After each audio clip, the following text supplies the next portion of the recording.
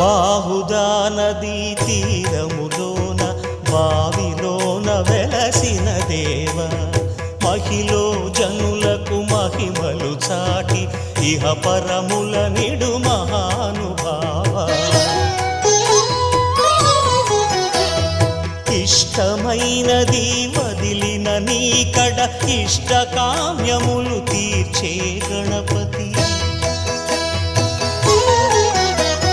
కరుణను పురియుచు వరములను సగుచు నిరతము పెరిగే మహాకృతి సకల చరాచర ప్రపంచమే సన్నుతి చేసే విఘ్నపతి నీ గుడిలో చేసే సత్య ప్రమాణం ధర్మదేవతకు నిలుపును ప్రాణం